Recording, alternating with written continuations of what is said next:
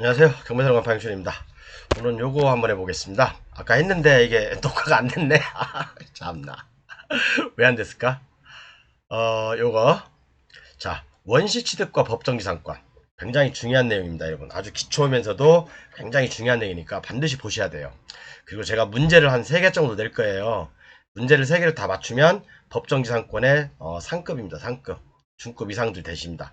그다음 허가자가 누구든 간에 자기의 노력과 비용을 투입한 사람이 원시취득자다. 자, 이 말은 반드시 기억하고 제 강의를 들어주시기 바랍니다. 자, 원시취득과 법정이상권, 법정이상권을 깨뜨리는 논리 7가지 중 아래 한 가지가 있어요. 아래 중에. 자, 여러분, 아주 기초적인 거에 대해서 제가 시간을 좀 많이 할애하겠습니다. 자, 어떤 거냐? 여러분들 지금부터 잘 들어보세요. 자, 소유권의 권능이 뭡니까? 소유권의 대원칙은 뭐예요? 소유권은 사용, 수익, 처분할 수 있는 권능이죠. 내가 소유권을 가지고 있어. 어떤 물건, 건물에 토지와 건물에 대해서 소유권이 있다면 내가 사용할 수 있고 수익할 수 있고 처분할 수 있는 게 소유권의 가장 큰 권능입니다. 그죠? 그렇죠? 자, 그래서 민법 186조를 보면 부동산에 관한 법률 행위로 인한 물권의 득실 변경은 등기를 해야 그 효력이 생긴다 라고 되어 있습니다. 자, 그럼 여러분, 자, 건물이, 이게 토지가 있어. 그리고 건물이 있어. 근데 건물이 미등기예요. 어떤 사유로 해서 등기를 못했습니다. 자, 그러면 요것을, 자, 내가 B라는 사람한테 팔았어. 토지도 팔고 건물도 팔았어요. 자, 그러면 이건 미등기잖아요. 어차피 매매는 했지만 미등기야. 미등기인 상태로 있는 거야. 자, 그러면 미등기인 상태로 있다. 그럼 이 사람이 소유자입니까? 소유자입니까? 등기를 하여야 그 효력이 생긴다고 했잖아요. 효력이라는 게 말 그대로 등기를 하여야지만이 소유자다 이 말이에요. 여러분들이 법 단어를 잘 모르니까 좀 법이 어려운 거거든요. 자, 그래서 제가 설명해 드릴게 쉽게 설명해 드릴게 쉽게. 득실 변경은 등기를 하여야 그 효력이 생긴다. 득실 변경. 소유권이 생긴다 이거예요. 소유권. 이게 소유권이에요.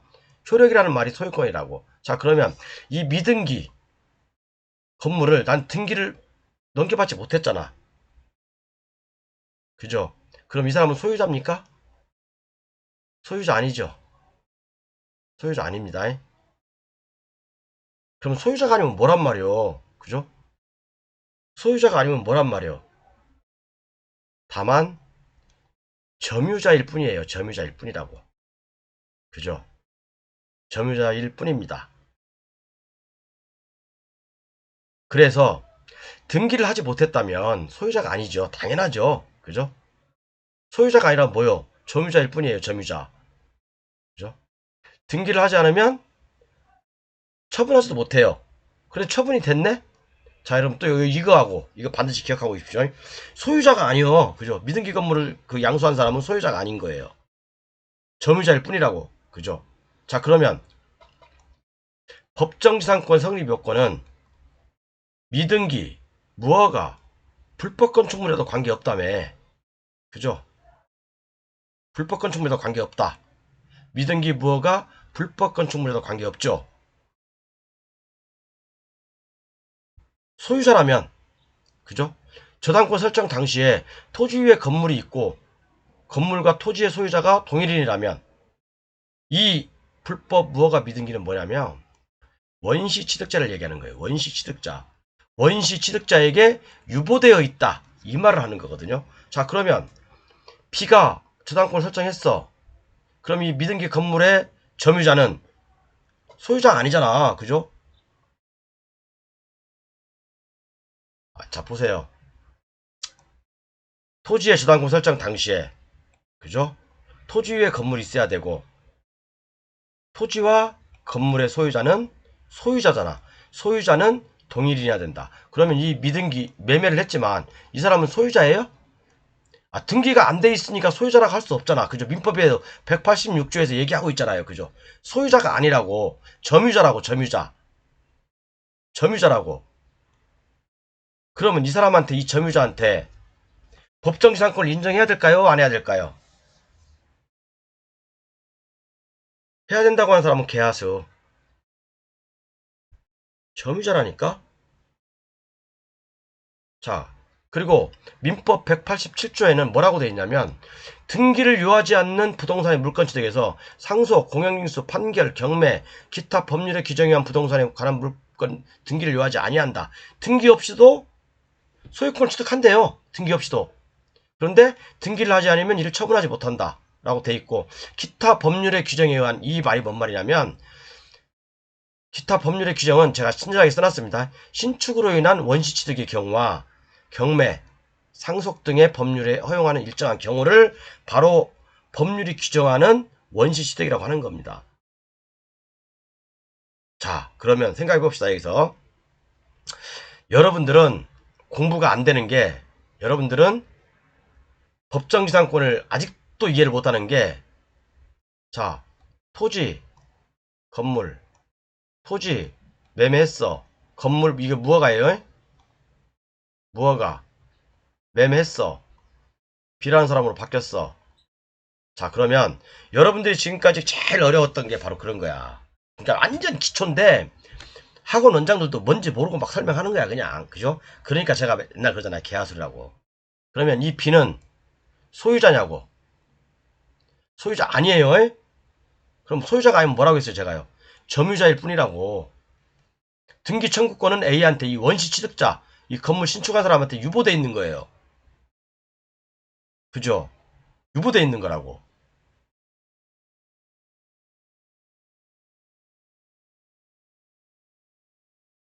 관습법상 법정지상권도 마찬가지예요.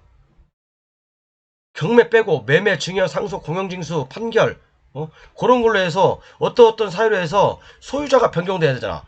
그죠? 소유자가 변경됐어. 그러니까 여러분들은 그렇게 생각하는 거야. 이 점유자를 소유자로 생각하는 거야. 이 점유자를 소유자로 생각하는 거라고. 그러니까 여러분들은 제가 죄송한 얘기지만 이걸 모르시는 분들한테 제가 맨날 그러잖아요. 법정이상권 100% 깨진다는 얘기를 하면서도 개하수라고 제가 죄송스럽지만 말씀드리잖아요. 개하수 맞습니다, 여러분들. 법조문들 판례는요. 단어 하나하나마다 다 중요합니다. 굉장히 중요해요. 그죠? 토지와 건물이 동일 소유자라고 돼 있지. 토지와 건물이 동일 점유자라고 돼 있습니까? 이렇게 하니까 쉽게 이해가죠? 진짜 박영준이 쉽게 설명한다. 그죠? 욕하면서 이런 강의 어디서 듣지도 못해요, 여러분들 이거 저 1000만원짜리 강의예요. 여러분 어디 가서 듣지도 못한다니까?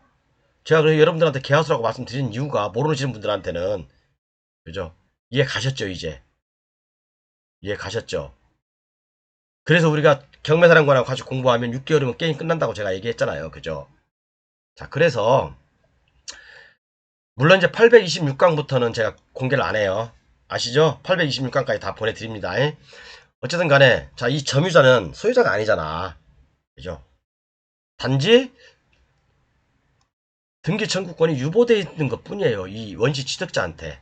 그럼 원시 취득자도 어떤 사유로 해가지고 지가 등기를 못한 거 아니에요. 그죠? 위반을 했다든가 건축법을 위반했다든가 국토계획법을 위반했다든가 50여 가지 공법 중에 그 중에 하나를 위반했다든가 그래서 등기를 못한 거 아니에요. 그러면 이 사람이라고 매매를 했는데 이 사람이라고 등기를 했겠어? 할 수 있겠어? 할 수 있겠냐고.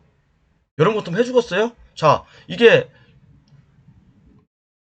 경매사령관이요. 어떤 이유로 해가지고 등기를 못했는데 내가 팔아먹었어 건물 미등기 무허가 건물을 팔아먹었어. 그러면 내가 이걸 해줄 수 있겠냐고. 못하겠죠? 못한다는 게? 자, 그럼 이제 이런 논리에서 접근을 해볼게요. 자, 소유권 대원칙 이해 가셨죠? 민법 186조, 민법 187조 굉장히 중요합니다, 여러분. 여러분들 이거 지금까지 간과했죠? 간과했으니까 맨날 판례 읽어도 소유권이 뭔지, 점유권이 뭔지. 박영춘이가 지금 이제 소유권하고 점유권 확실히 구분을 시켜줬죠? 여기까지만 할까? 이것만 알아도 50%안 건데? 그죠? 자, 그럼 문제 한번 내볼게요. 또 여러분들 또 뭐 박영준이가 계속 1번만 하니까 1번 찍지 마세요. 이번에는 진짜 1번 찍으면 안 돼요. 자, A의 토지가 있어요. A가 자기 토지 위에다 건물을 졌습니다. 근데 어떤 사유로 해가지고 신축을 했는데 미등기야 이게. 근데 미등기 상태에서 매매를 했어. B한테. 건물을 매매를 했어. 매매를 했는데 B가 돈이 없다 보니까 이 건물이 있는 상태에서 토지의 저당권을 설정했어요. 토지의 저당권을 설정했어. 그러다가 어느 순간에 경매가 넘어가 버렸네. 그럼 이 B는 법정지상권 취득한다 못한다. 제가 분명히 1번 찍지 말라고 했는데 1번 찍은 사람 있어요? 1번 법정지상권 취득한다. 이 사람은 개하수입니다. 개하수. 개하수예요. B는 법정지상권과 반스파상 취득합니까? 라고. 여기 이 답은 아니에요. 아니오예요. 취득 못합니다. 라고 되어 있어요. 답변 제가 설명을 이렇게 쭉 써놨는데 이건 비공개로 하겠습니다. 여러분들. 비공개로 할 거예요. 제가. 자, 두 번째 문제. 혹시 이거 X라고 하신 분들 많이 계시죠? 설마 우리 블루오션 교재 가지고 계신 분들은 오라고 안 했겠지. 오라고 했으면 진짜 책 다 버려버리세요. 자, 사례 두 번째. 자, A 토지가 있고 A 건물이 지금 건물을 건축했어요. 근데 건축하다 보니까 돈이 부족해. 그래서 이 토지에다가 저당권을 잡았어. 건물까지 저당권을 잡으려고 하니까 건물은 아직 완성되지 않은 건물이야. 미등기예요. 그죠? 이렇게 상태에서 건물을 짓긴 졌는데 등기를 하지 않았어. 그죠? 근데 이제 건물이 있을 당시에 토지에만 저당권을 설정했어요. 그러다가 어느 순간에 저당권을 말소시켜버렸습니다. 저당권을 말소한 상태에서 매매를 했어요. 이렇게 B한테. 토지 건물을 매매를 했습니다. 그러다 보니까 이제 B가 돈이 없다 보니까 자기 토지를 담보로 해서 이 건물은 미등기니까 자기 토지를 담보로 해서 저당권을 설정했어요. 이자를 안 내니까 이 저당권자가 경매를 실행해버렸네? 그럼 이 B는 법정이상권 취득합니까? 아니면 못합니까? 법정이상권 취득한다. 못한다. 어떤 겁니까? 못한다? 미등기니까? 아, 또 1번 찍지 말아야겠으니까 또 1번 안 찍고 2번 찍었구나, 이번에는. 법정이상권 취득합니다. 취득해요.